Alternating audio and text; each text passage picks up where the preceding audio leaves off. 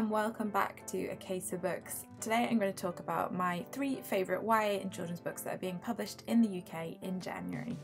I read so many good books in January that I ended up splitting my picks into 2 videos, so do be sure to check out my other video about my favourite 5 adult books that come out in January. First up is a children's or middle grade title, so that's loosely the 8+ market, and it's Wabbit by Lissa Evans. It's about an 11-year-old girl called Fidge who ends up in this kind of distorted version of her little sister's imagination.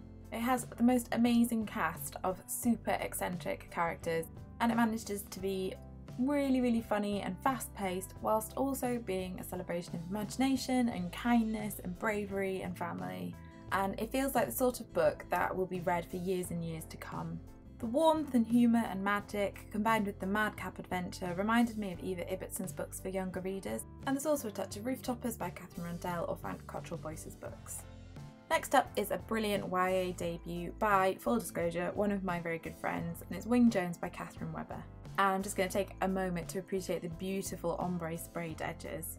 It's set in Atlanta in the 1990s, and it's about a 15-year-old girl called Wing who, whilst dealing with the aftermath of her brother being involved in a horrible accident, discovers a talent for running.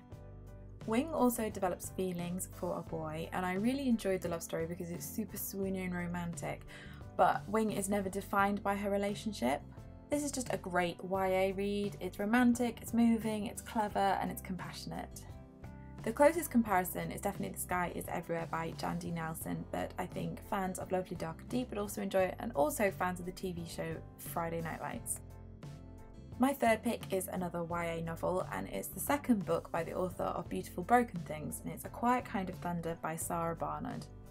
I think good romance is incredibly hard to write, to make it romantic and swoony without it being cheesy or embarrassing. To make it really engrossing and gorgeous but not really unrealistic, it's really tough, and I rarely love books that are primarily romances. However, this book, which is about a selective mute girl called Steffi and a deaf boy called Reese falling in love, manages just to be completely wonderful. It's romantic and giddy and lovely. It also has some really realistic sex scenes, but it's not just about that, it's about finding your voice and finding yourself.